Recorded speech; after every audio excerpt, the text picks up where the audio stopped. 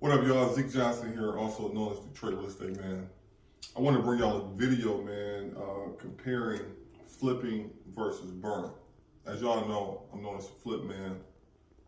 Over the last 7-8 years, we've been flipped about like 15 houses a year. Now I'm burn, and people like to ask me, what's the difference? Should I burn? Should I flip?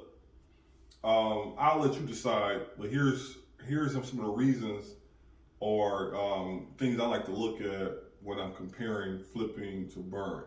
So with flipping, the cool thing about it, you get a lump sum of cash. So if I buy a house for 100, sell it for 200 minus my repairs and closing costs, I'm subject to walk away with about $20,000 to $30,000. Depending on the price of the house you sell it, you typically make 20% of the sale price. So you sell it for $200,000, you should make around $40,000. Now, one of the bad things is when you make that $40,000, you're subject to capital gain taxes. Consult with a tax professional where they can show you how to do 1031 exchange to kick the can down the road when you got to pay taxes, but eventually you got to pay taxes on that money.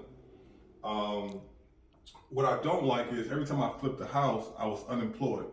So if I flip the house today and made $40,000, now I got 40 grand plus the money I put into the deal. Now I'm looking to parlay that money into another deal. So if I don't have another deal lined up, at this point, I'm not making any money, I'm just spending money. I don't like that feeling as an entrepreneur. Every day I like to make money. But you did make some good money during the process. So if you make 40 grand, you do 12, 13 a year, you can easily make $250,000 flipping houses, right? But your tax bill gonna be high, and you just don't get a chance to relax. I was on vacation, answering phones, making sure deals close, calling contractors. You're just busy, you know what I'm saying? Now you can get some policies and procedures in place that will alleviate some of that, but if you're a beginner, you're gonna go through those beginner stages where it's gonna be a constant hustle and grind. But I took that money I made with flipping and I started to buy property, and here's what I like about BRRRR. BRRRR is a true wealth building strategy.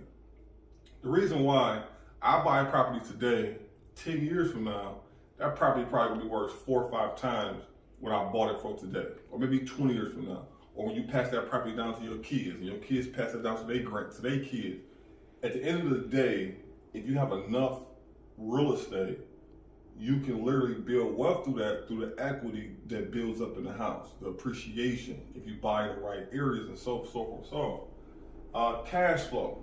So if I got 10 rentals, and they all cash flowing $500 to $1,000 a month, essentially, I have this money coming in each and every month to support my lifestyle. So if I want to go on vacation, I want to relax, I got cash flow coming in. We all live our life on a monthly schedule. We pay our bills monthly. A lot of y'all get paid from your job every 2 weeks. You base your life off, what you make in a month. So if I can get 10 rentals, 20 rentals, 30 rentals, and I'm cash flowing, I'm making $10,000, $20,000, $30,000 a month, I can relax. You know what I'm saying? I can relax because I know my money coming in. The other cool thing about BRRRR, someone is paying your mortgage. So you buy this property, you fix it up, you refinance it, you pull the cash out that you put into it, you pull a little equity out, put it in your pocket, and then you put a tenant in there. Now they're paying your mortgage plus some, right? So essentially, your money is working for you and you have an infinite return. I have a property, I have no money into the deal, and I'm cash flowing a few $100s a month.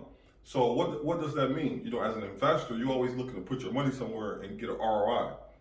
If you got no money into an investment and you get money out, that's an infinite return, all right?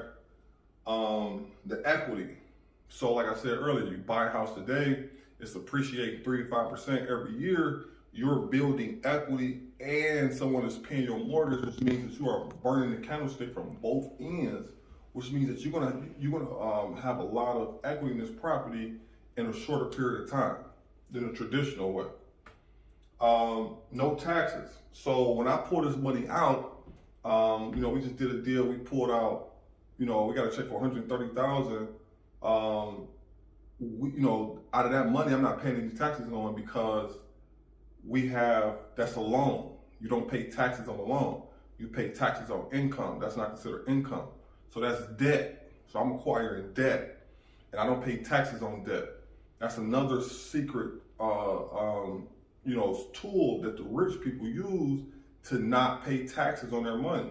You buy an asset and you refinance it, and you pull your cash out through a loan. Okay, I get to write off my interest rate, rate on the property. So any interest I'm paying on the property, I get to write that off. I get to write off depreciation. So the furnace, the roof, different things around the house is depreciating. So I get to write that off, which helps me in my taxes. So you get a lot of tax deduction. And then it's something to pass down. So if you don't know if you guys believe in the Bible or not, but it's a good man leaving inheritance to his children's children. So it's always good to pass something down when you die to your family to start to give them a jump start to building wealth.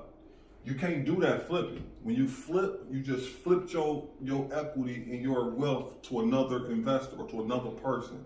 So now they're going to be able to pass that down to their kids, and they're going to get the upside equity in those properties. In 2019, I flipped 13 houses, and those 13 houses today are worth over $4 million. I was all in $800,000.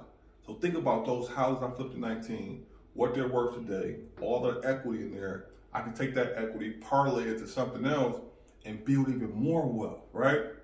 So I'm not hating on anybody that flipped. I'm just showing you a compare contrast, and you make your decision on what you want to do. Some people don't have the money to start BRRRR, because with BRRRR, you're not making any money right away. Some deals you may pull your cash out, not no equity. Other deals you may pull your cash out plus some. So it all depends on how good the deal is. But if you do the BRRRR right, you can scale this very quickly, and you can be a cash flow king or queen in no time. So listen, if you're looking for more real estate tips, follow your boy. I'm gonna keep bringing fire videos like this, breaking stuff down, show you how you can get into the game and make the right decision for you and your goals. Everybody's not built to flip, everybody not built to BRRRR. It all depends on where you're at in your life, your finances, and what your goals look like. DM me if you want a consultation, you want to figure out how to get into the game. Look out for my upcoming videos. We're going to do a workshop or a mastermind where we're going to be collaborating and, showing you how to get into the game. But other than that, man, I'll see you guys in the next video. Thanks for watching.